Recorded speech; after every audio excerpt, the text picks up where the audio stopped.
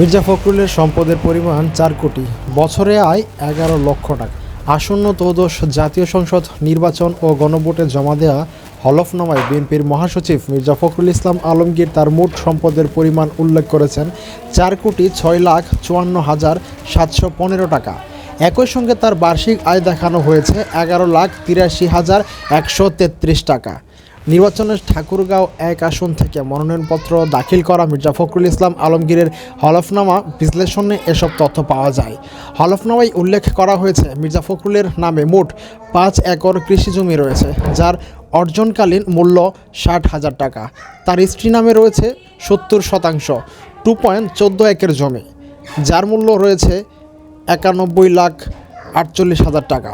পৈতৃক সূত্রে দোতলা বাড়ির অংশের মূল্য 10 লাখ টাকা। ঠাকুরগাঁওয়ে স্বামী স্ত্রীর নামে রয়েছে 12% অকৃষি জমি, যার মূল্য 39,72,000 টাকা।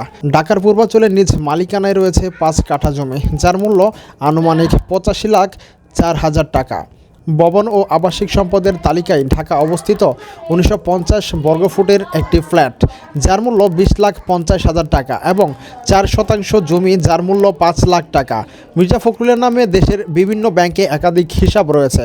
উত্তরা ব্যাংক লিমিটেডের ঠাকুরগাঁও শাখায় 5,002 টাকা, পূবালী ব্যাংক ঠাকুরগাঁও শাখায় 1,09,804 টাকা 50 পয়সা এবং অগ্রণী ব্যাংক লিমিটেডের ঢাকায় শাখায় 2,67,347 টাকা 47 পয়সা।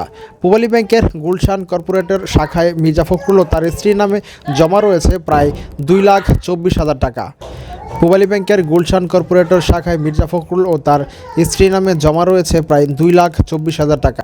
পূবালী ব্যাংকের গুলশান কর্পোরেট শাখায় মির্জা ফখরুল ও তার স্ত্রীর নামে রয়েছে প্রায় 2,24,132 টাকা।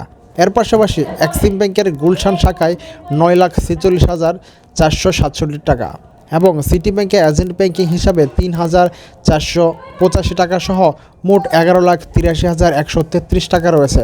হাতে নগদ অর্থ রয়েছে 1,25,58,116 টাকা 77 পয়সা। আর স্ত্রী আছে 1,65,930 টাকা। বিনিয়োগ ও সঞ্চয়ের ক্ষেত্রে তিনি দি মির্জাস প্রাইভেট লিমিটেডের 1,428টি শেয়ারের মালিক, যার মূল্য 1,42,800 টাকা।